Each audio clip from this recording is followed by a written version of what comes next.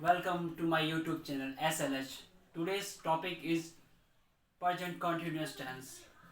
As you know that present continuous tense अगर हम हिंदी में बात करें तो present continuous tense की अगर पहचान की बात करें तो हिंदी के वाक्य में रहा है, रही है, रहे हैं इत्यादि आता है। तो present continuous जब tense की बात करते हैं तो कोई भी काम present में चल रहा होता है, जैसे कि हम पढ़ रहे हैं, आप देख रहे हैं, मैं सुना रहा हूँ, ये सब क्या काम है? ये सब काम है प्रेजेंट कॉन्टिन्यूस का।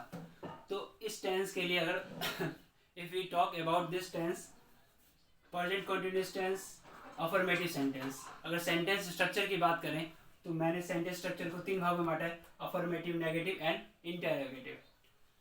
तो अफर्मेटिव सेंटेंस में subject plus is am are plus word की फोर्थ फॉर्म प्लस ऑब्जेक्ट ये आता है।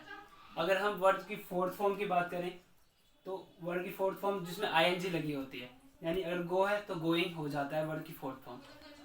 तो सबसे पहले इज एम आर का कॉन्सेप्ट क्लियर होना चाहिए। इज एम आर का कॉन्सेप्ट का मतलब है कि इज किसके साथ आता है। As you know that is किसके साथ आता है? इज सिंगुलर पर्सन के साथ आता है। जैसे कि एग्जाम्पल के लिए ही, सी, इट और कोई भी एक नाम हो तो उसके साथ इज लगता है और प्रेजेंट कंटिन्यूअस टेंस है। तो दूसरा देखेंगे एम तो सिर्फ आई के साथ लगता है और आर प्लूरल पर्सन के साथ लगता है। एग्जाम्पल के लिए आप यू, दे, वी का यूज कर सकते हैं, इसके साथ आर यूज होता है। तो हम सेंटेंस स्ट्रक्चर की तरफ आगे बढ़ते हैं।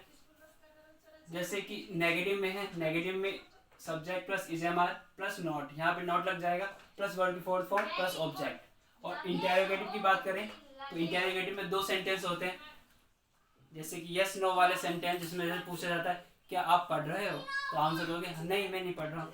या इस तरह के सेंटेंस हो सकते हैं कि आप खेल रहे हो, हाँ वो खेल रहा है, या हाँ मैं खेल रहा हूँ। इस तरह के आंसर जब आएंगे हाँ और नहीं में, तो यस नो वाला सेंटेंस होता है। दूसरा सेंटेंस होता है WH फैमिली वाला, जिसके अंदर हमें डिटेल में कुछ इन्फॉर्मेशन बतानी होती है और क्वेश्चन कोई पूछ रहा है। तो क्वेश्चन जैसे कि हो सकता है, अगर इसका स्ट्रक्चर देखें तो WH फैमिली से कोई वर्ड जैसे कि who, when, where, what, while, which ये सब आता है। तो WH फैमिली से कोई वर्ड होगा, is am are plus subject plus अगर नॉट है तो लगा दो plus fourth form plus object. ये फोर्थ स्ट्रक्चर था। अगर डिटेल इस तरह के सेंटेंस की बात करें तो जैसे कि वह क्यों खेल रहा है, तो आंसर दोगे उसे पसंद है, या उसको डेफिनेशन बताओगे वो क्या खेल रहा है। इस तरह के सेंटेंस को प्रेजेंट कॉन्टिन्यूअस टेंस में रखा जाता है। अब आइए हम थोड़ा सा बनाते हैं इस पर।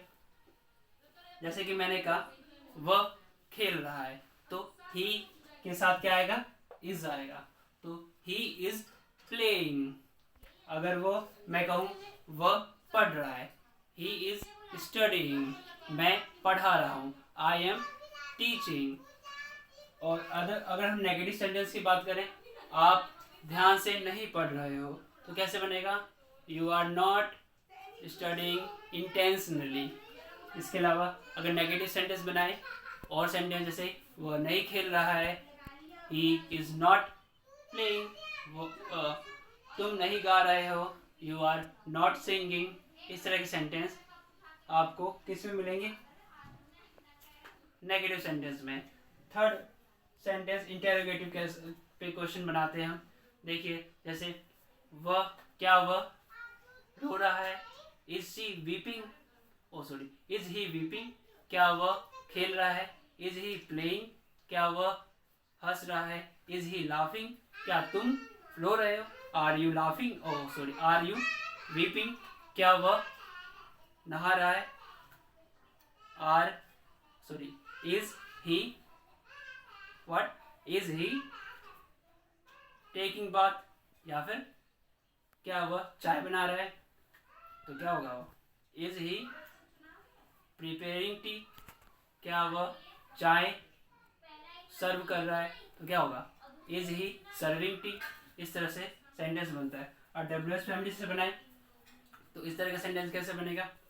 क्या वह क्यों रो रहा है, वाई इज ही वीपिंग। वह क्यों रो रही है, वाई इज सी वीपिंग। वो क्यों खेल रहा है, वाई इज ही प्लेइंग, वो क्या खेल रहा है, व्हाट इज ही प्लेइंग। इस तरह के सेंटेंस को इसके अंदर रखा जाता है। तो मैं सोचता हूँ कि थोड़ी सी प्रैक्टिस और करने की ज़रूरत होगी आपको घर पे, और ये कॉन्सेप्ट प्रेजेंट कॉन्टिन्यूस का टेंस आपको क्लियर होगा। आपको थैंक यू। लाइक करें, सब्सक्राइब करें और शेयर करें। बहुत बढ़िया।